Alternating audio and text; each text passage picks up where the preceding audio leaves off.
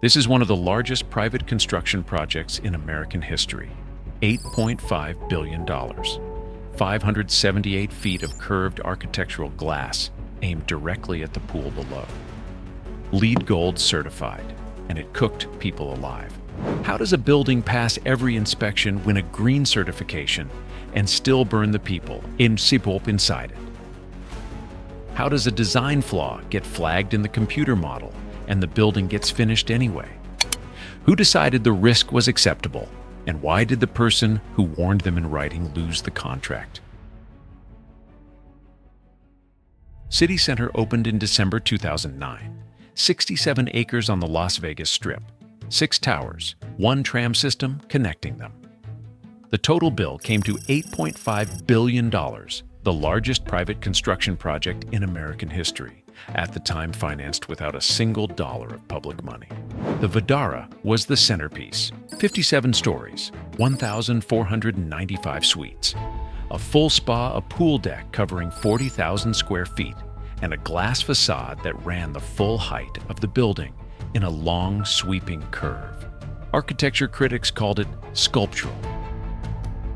It won a LEED Gold certification before the doors ever opened, meaning it met the highest standards for energy efficiency and environmental responsibility. A building this size, this expensive, reviewed by this many engineers, the assumption is that someone checked everything.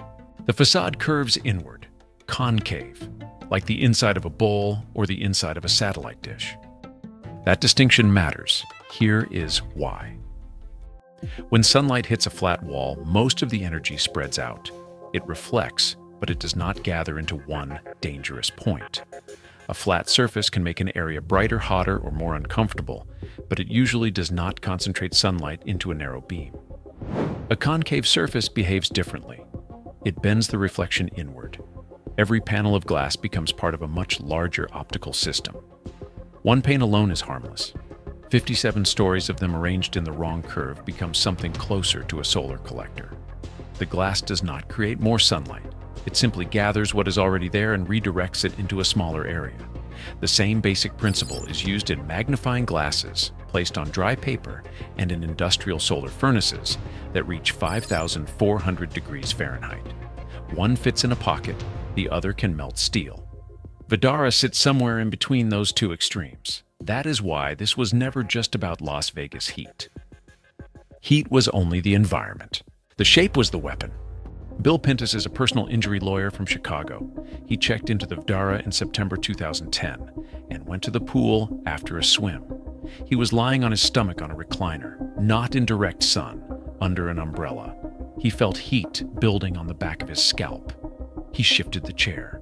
The heat stayed on him. He reached for his flip-flops. They were too hot to touch. He ran barefoot to the shade. The plastic bag holding his newspaper had partially melted. His scalp had been burned in under 30 seconds. The beam was hitting him through reflected convergence off the glass above, not from the sky. What makes Pintus's case so important is not just that he was burned. It is that he was not doing anything unusual. He was not standing on restricted property. He was not touching machinery. He was not ignoring warning signs. He was a paying guest using the pool exactly as intended. That is the uncomfortable part. The danger was built into the normal experience of the hotel. Sit in the wrong chair at the wrong time under the wrong angle of reflected light, and the architecture itself became the hazard. He asked a staff member what had happened. They told him it happened every day. Pool workers had already developed an informal routine. They knew approximately when the beam would sweep across the deck. They warned guests as it moved toward them. Some guests moved. Some did not understand what they were being warned about until the heat hit them. Then it gets worse. The hotel opened December 2nd, 2009. MGM and its contractors had identified the solar convergence problem in 2008, a full year before the doors opened. They hired a California firm, Loisos plus Ubaload, to study it. The firm ran simulations, measured the beam on site with research-grade instruments, and recommended a mitigation plan. MGM installed a glazing film on the curved panels. The film reduced reflected intensity by 70%. 70% was not enough. The beam still tracked across the pool deck for roughly 90 minutes a day. The focal zone still measured 10 feet by 15 feet. Temperatures inside that zone still spiked more than 20 degrees above ambient air. A reduction sounds impressive on paper. 70% lower intensity sounds like a solution, but engineering does not only ask whether a number went down. It asks whether the remaining risk is still acceptable for real people using the space every day. And here, the remaining risk still moved across a public pool deck. It still landed where guests were expected to sit.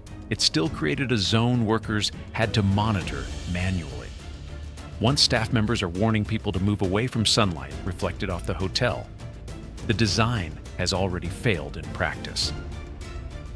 They opened on schedule, not because they didn't know, because they decided the fix they had was sufficient. And here is the part nobody wants to answer. In November 2008, 13 months before the Vdara opened, a glass film manufacturer named Nichols Ashton wrote a letter to the building's developers. Ashton was president of SSAF International. His company made protective window film. He had reviewed the convergence data and believed the solution MGM had chosen was not adequate. He warned them in writing. His company did not receive a contract.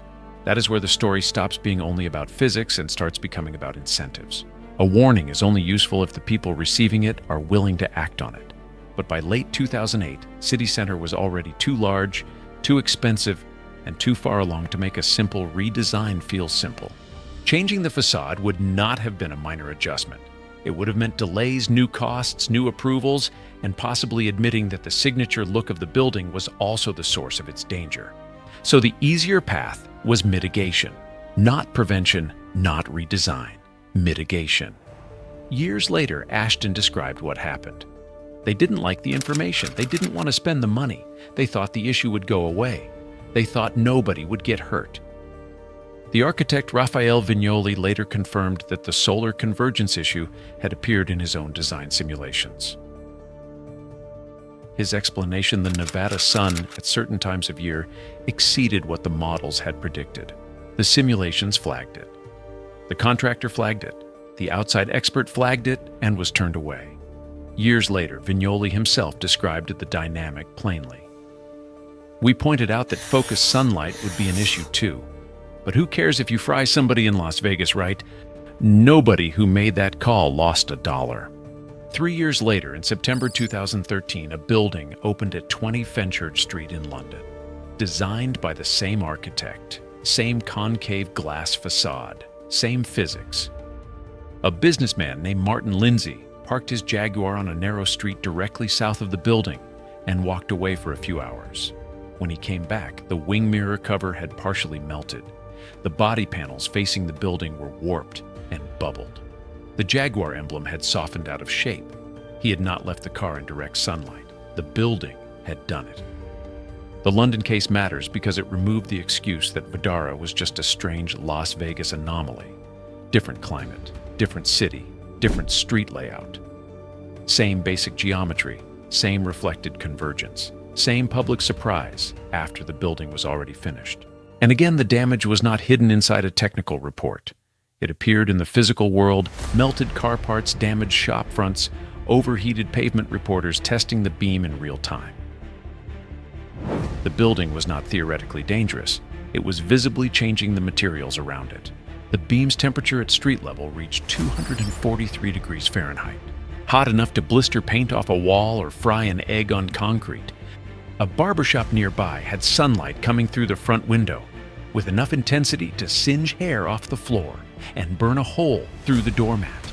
Reporters held carpet samples in the beam and timed how long before the fibers caught.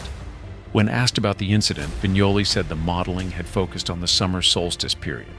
The specific September window had not been fully considered in the analysis. Different city, different season, same architect, same answer. The London developers spent under $16 million on a permanent retrofit for a building that cost over $300 million to construct. The firm they brought in to fix it was Loizos plus Ubelodi, the same California consultants MGM had hired to study the Vdara 5 years earlier. $8.5 billion building, one glazing decision, 2 cities burned. and it is happening again right now. The most disturbing part is that both buildings eventually became manageable. Screens can be installed, coatings can be applied. Pool areas can be shaded, streets can be protected. But once those fixes happen after opening, the public is no longer looking at careful engineering.